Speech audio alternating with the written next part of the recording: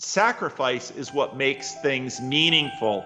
In the United States, a number of years ago, there's Little League Soccer, and everyone was worried that if only the kids who were gifted and able to play soccer well received trophies, the other kids would feel bad. And so everybody got a trophy for just participating. Well, most of those trophies were not meaningful to the children because they didn't do anything, they didn't sacrifice for them. Everybody simply got one. And so sacrifice creates meaning, sacrifice towards a goal, and again, in Christianity, the goal is love. And so what makes the Christian life meaningful is sacrificing for our neighbors and loving, not just being loved.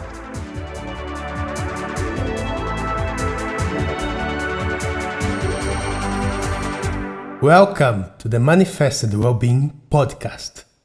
I'm Leandro, your well-being and nutrition coach.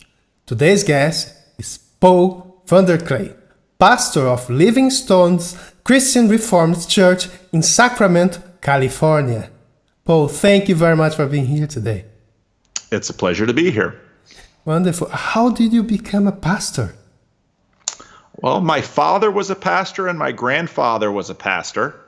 And so I became a pastor in the usual way by going to school and becoming ordained. But I think in many ways, I really became a pastor by watching my father be a pastor and watching him love the people of Paterson, New Jersey, and watching how that love transformed the lives of others.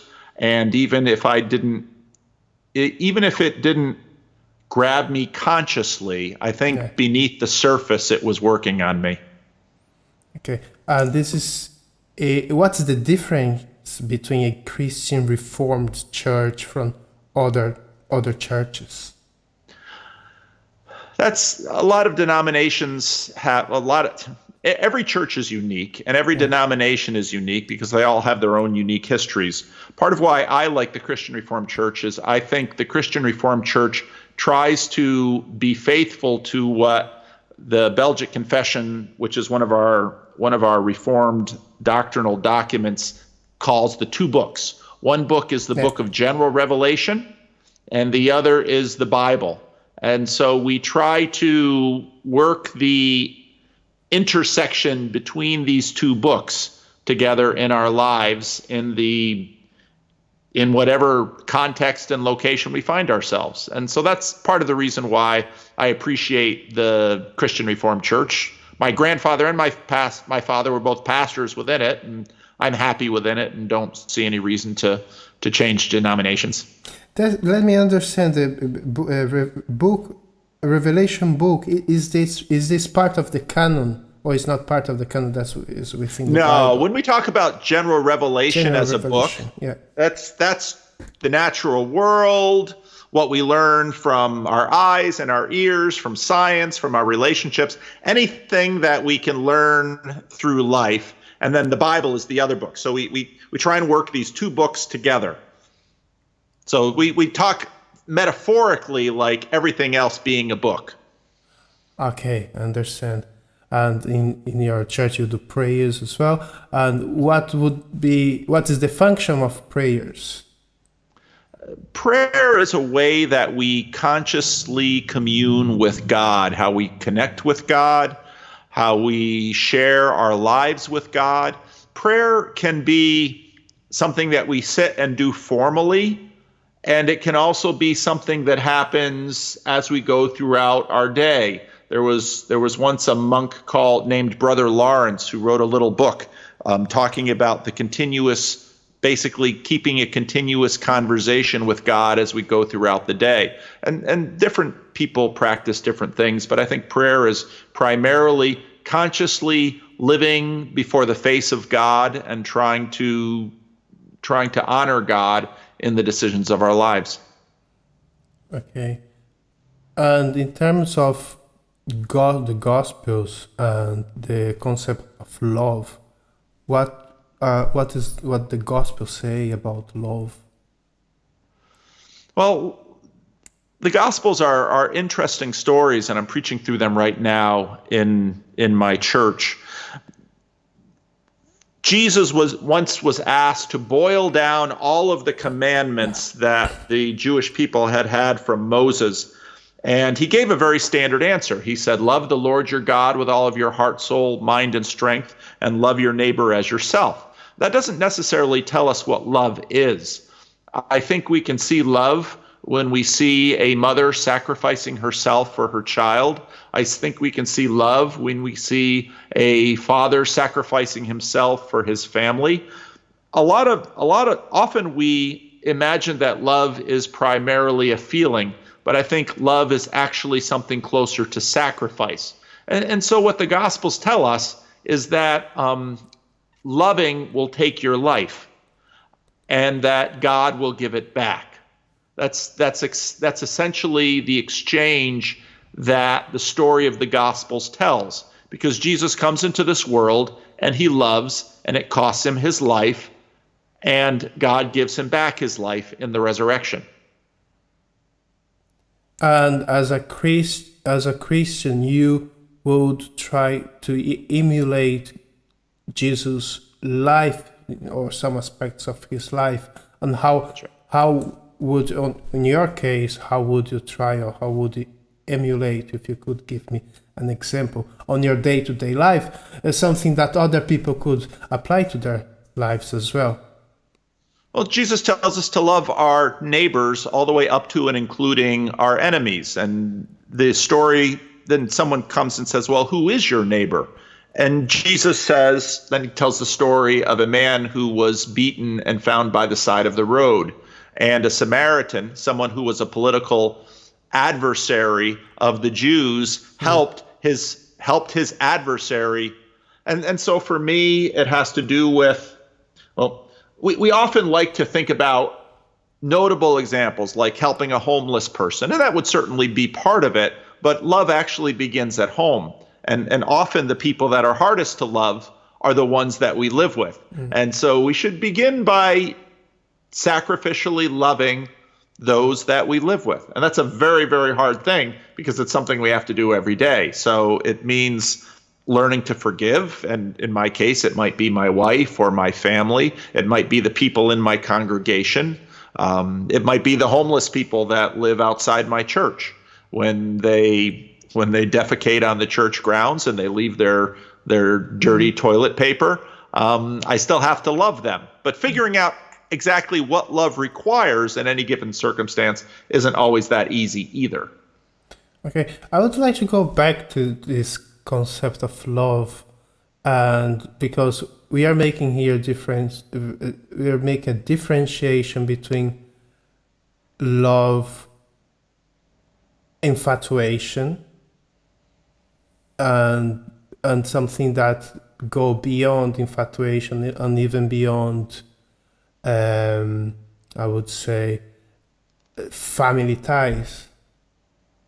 So could we expand a little bit in the, because I'm thinking about the concept of agape and this transcending love, and how, sorry. Well, Greek, part of the difficulty that we have is that English has one word, love, that we use a lot of different concepts for. And so eros was sort of romantic love, where you want to, in a sense, have or even consume the beloved. Phileo is brotherly love. It's a side-by-side love where we enjoy companionship and mutuality. But agape is a self-giving love.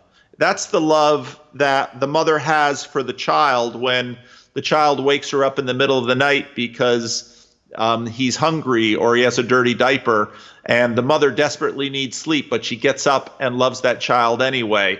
It's the love that the mother who goes out and works long and hard so her child can go to college. It's the sacrificial sort of love. And that then comes at the center of Christianity, because Jesus dies for his enemies. So in this case, we are talking about selfless actions. Because when you think about eros, we think about infatuation, because is in some terms could be a selfish action, because if you're driven by desire, so we want to fulfill a specific desire that comes from us, and agape would be a selfless act of love. Is that correct assumption? And it's very complicated, because I can use the example of the homeless people that I interact with regularly. Yeah. I might imagine myself, let's say they come to me and they ask for money.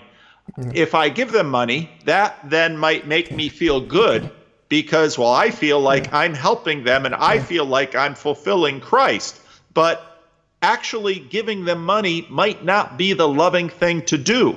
It might be more loving to continue to build a relationship with them and not give them what they ask for. We see this as parents. Parents will often say no to their children, not because they don't love them, but because they do love them. And sometimes love requires us to say yes, and sometimes love requires us to say no. Love basically means that I am committed to the welfare of the other. Yeah, so then is a bit complicated when you think about this, to find the balance. I cannot find the specific words right now. I'm trying to find them. But let's say someone ask you for something that this person is. Let's talk about addiction, for instance. Whatever addiction it is. So you want to help a person. The person is addicted, and I want something to get in this thing, let's say money, that I'm addicted to. If I don't get this, I physically suffer.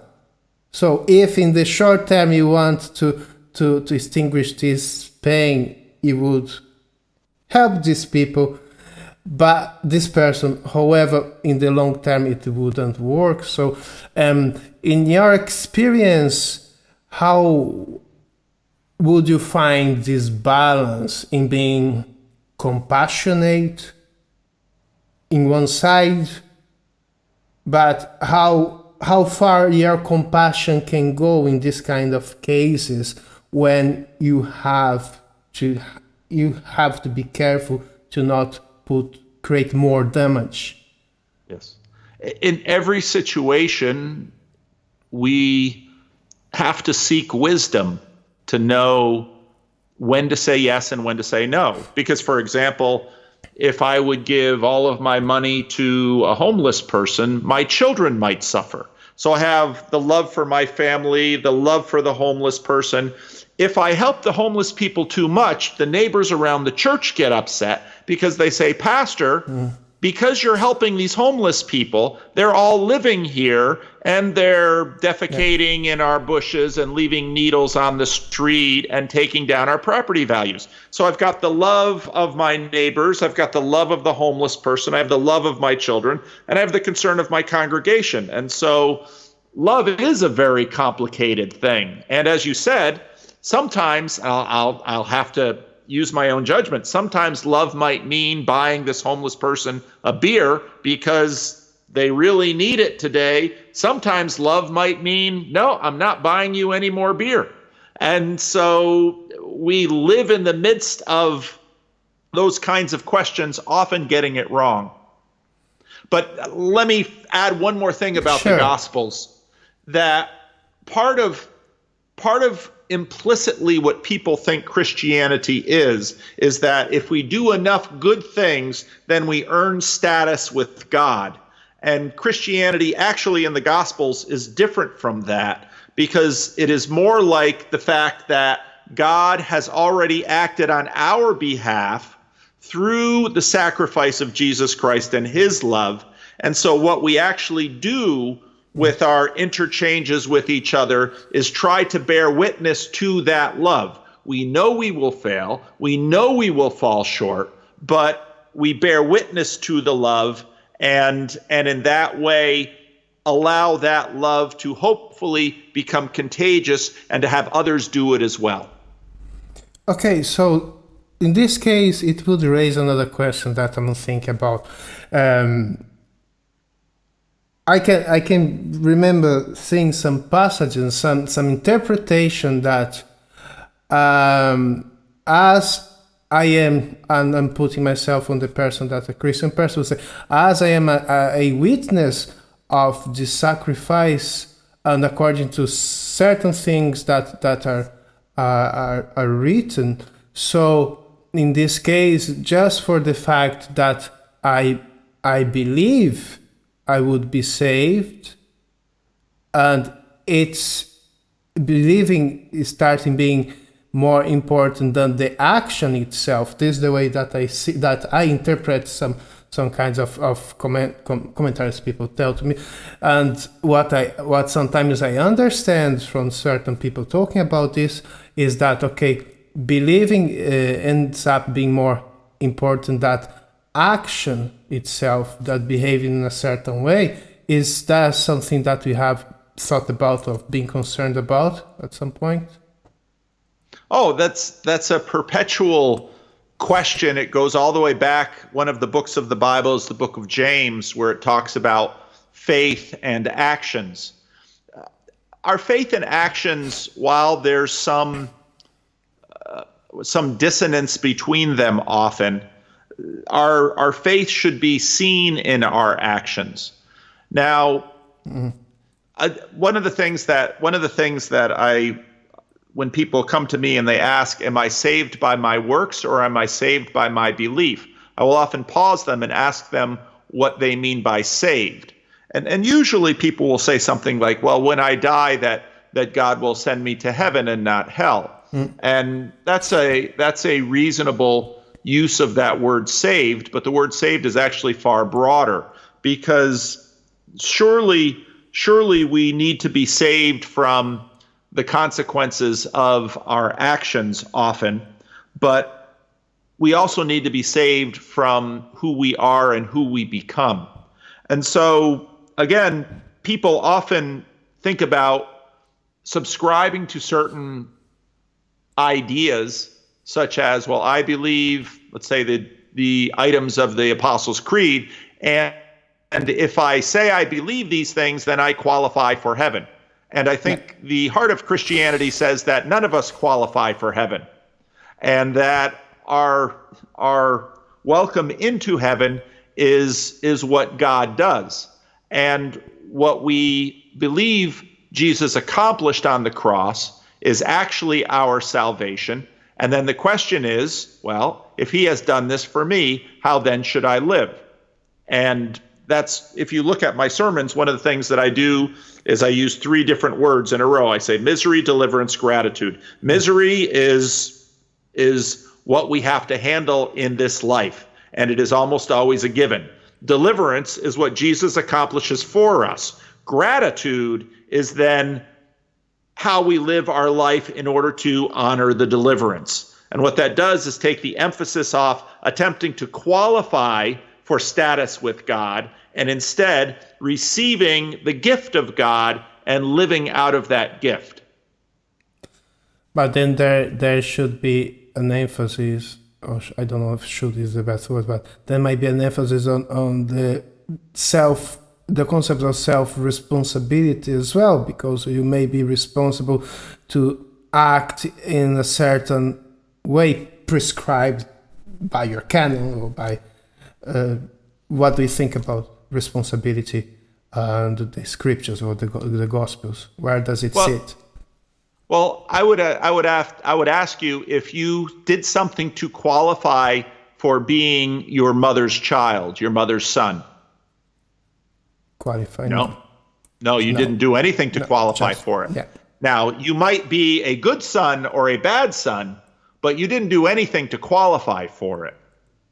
And I would say this is the same. Now, in terms of your responsibility, I don't know your relationship with your mother or anything like that, but a good son does not take care of his mother, honor his mother, love his mother in order to qualify for status with his mother. The good son does this because that's what good sons do. Yeah, it's a great analogy. And taking on the same context of the Gospels, what makes a life meaningful? I think sacrifice makes life meaningful. And that's, people right now, John Vervaeke talks about a meaning crisis. And Jordan Peterson, I think for Jordan Peterson, meaning is his sacrament. But sacrifice is what makes things meaningful. In the United States, a number of years ago, there's Little League Soccer, and everyone was worried that if only the kids who were gifted and able to play soccer well received trophies, the other kids would feel bad. And so everybody got a trophy for just participating. Well, most of those trophies were not meaningful to the children because they didn't do anything. They didn't sacrifice for them. Everybody simply got one. And so sacrifice creates meaning, sacrifice towards a goal, and again, in Christianity, the goal is love. And so what makes the Christian life meaningful is sacrificing for our neighbors and loving, not just being loved. Yes, yes. And how the Gospels address the questions such as the pursuit of happiness? The Gospels are quite funny on this. One of the most famous parts of the Gospels is the Sermon on the Mount. And the Sermon on the Mount opens up with what are called the Beatitudes. And the Beatitudes, one way to translate the Beatitudes are happy. Happy is the person who blank. Now, if you read those Beatitudes, they're very strange because Jesus says, happy are the poor, or happy are the poor in spirit, for theirs is the kingdom of God. Happy are the meek, for they shall inherit the earth. Happy are the peacemakers, for they shall be sons of God. Happy are people when people treat you badly. And now, again, if you listen to this, you'd have to say, this doesn't make any sense because there's no happiness in being poor. Usually what the meek get, to quote Steve Martin, is the short end of the stick. And this shows the inversion of Jesus. That what Jesus is teaching his disciples is an upside down world where people who love, often receive what sacrificial lovers get, which is disappointment and sometimes rough treatment. But in the end, those people are blessed because God sees and knows. For example, when Jesus applies this a little later on in the Sermon on the Mount, he says, if you're going to help someone, do it in a way that nobody else knows about. Because if other people see you being good, they're going to applaud you, and you've already received your status upgrade. Do your works of kindness towards the poor and towards those who are suffering in secret so that nobody else knows about it, because then your Father in heaven will see it and he will reward you. So it's this inversion that Jesus teaches and then practices in his life as well. Okay, so of course, when I hear happiness, I always try to separate hedonism from eudaimonia, and in this case, if because the meaning of words, they change over time, and when we read things today, in translation and everything. Would this type of happiness that you're talking about in this context, is it closer to virtue?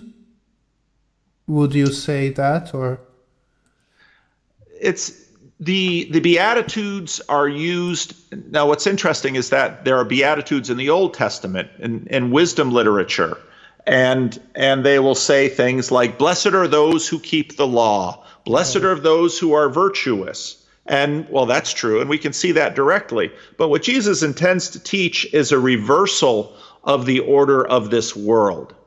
And so you're exactly right in noting that there's an irony in his use of happiness in that sense, because everyone understands that acting this way will not make you happy in the sense of a momentary giddiness, but what Jesus actually wishes to deliver is joy, which is something that suffering cannot take away, which again is something closer to meaning.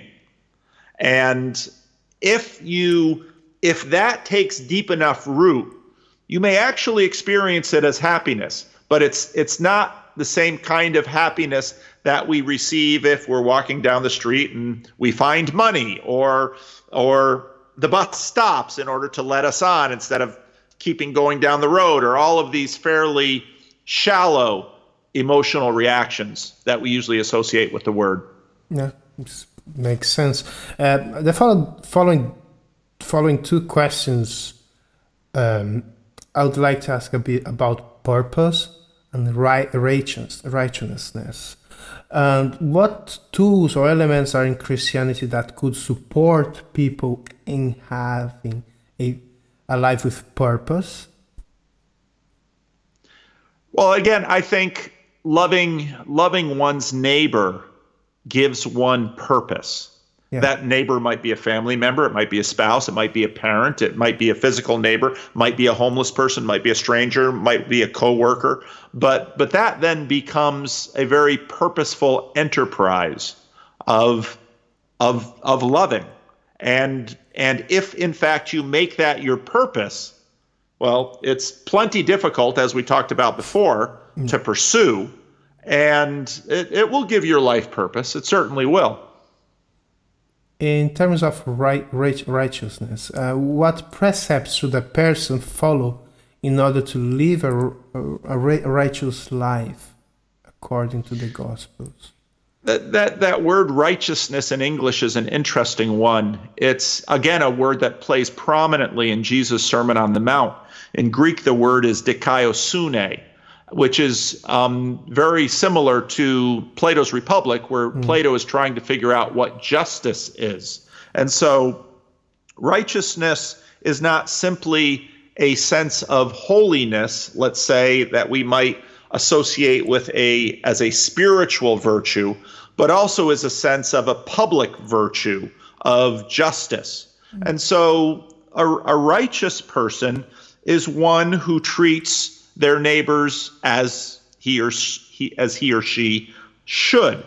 And so then righteousness and purpose very much come along together. But again, I want to, within Christianity, frame all of these things as an expression of gratitude, because instead of necessarily an attempt to earn status with others, because any attempt to use these things to earn status almost always devalues them.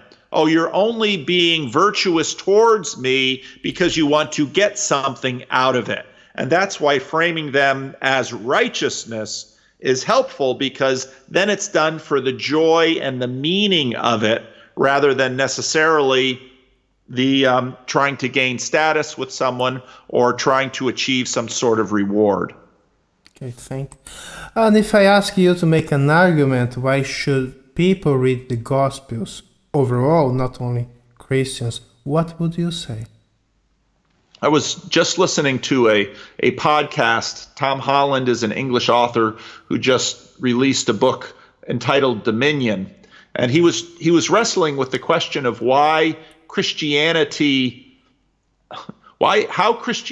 has been so able to effectively frame what it means to be virtuous in this world in terms of loving the lowly. And he noted that what this required was a literary feat, and it was achieved by 4 particular authors that framed a person doing something which is completely unreasonable to our normal calculations of how to get what we want, which is a person, which is Jesus, giving himself for even his enemies and framing this in a light of virtue and blessedness. And Tom Holland made the comment that 4 writers managed to do this, and that would be Matthew, Mark, Luke, and John. And what many people have figured out, well, here's just a data point. There is no other book in all of human history that comes anywhere near the amount of tension, study, publication, translation that the Bible has. The second most published book in all of human history seems to be Mao's Red Book, with 800 or 900 million copies. The Bible is light years ahead of that. If people across almost every different culture in the history of the world have found meaning in reading the Bible, well, it's probably a good place to look. And if you're interested in reading the Bible, the Gospels are a pretty good place to start. Wonderful. Just our final questions. What is your favorite book? It's part of the problem with these. I don't like favorites because The last book was interesting or something you're reading at the moment. I know. C.S. Lewis. C.S. Lewis is one of my favorite authors. And so if people are looking for book recommendations, I recommend C.S. Lewis. Okay, a favorite movie? I love The Lord of the Rings and Tolkien as well. Why did you like it?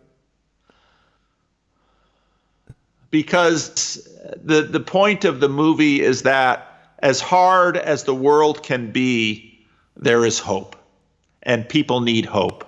And so I love that theme of hope. And I love how the heroes of the Lord of the Rings are not necessarily Gandalf, who's a wizard, or Aragorn, who's a great warrior and a king, but two little hobbits. And of those two little hobbits, it is the butler, it is the gardener of Frodo who actually allows this world-saving mission to be accomplished. It's a beautiful story, and it's deeply Christian. What's your favorite hobby? Right now, making YouTube videos is a lot of fun. I'm enjoying playing around with YouTube and having conversations with people. How is it going? It's going very well. I didn't expect it to go anywhere near this well, but it's been a delight. That's wonderful. I see you have conversations and very interesting people, your talks as well. I have been following your content from some time as well, and I deeply enjoy. Inspirational person. Well, I think my father. My father humbly and sacrificially served people that this world would never pay any attention to, and I saw him do that his whole life long. And I would have to say that that has deeply inspired me to, in a small way, to see if I can be like him. Wonderful. A place you would like to visit? Oh, I love visiting all kinds of. There's almost every place in the world I would like to be. One of my favorite places is Yosemite National Park or Zion National Park. The national parks on the American West Coast are just beautiful. Oh my God, how are they like? I have never been to the United States, and do you have wild animals as well, or is always yeah? Oh yeah. The national parks are protected. People aren't allowed to hunt in them, and so you'll see bears and deer and elk, and it's beautiful. Oh, wonderful. And to finish, a meaningful life for me is being able to contribute to the flourishing of others, being able to love others well. That's meaningful. It's hard, but it's meaningful. Pastor Paul, thank you very much for your time. I appreciate it. You're very welcome. This was a delight. Thank you.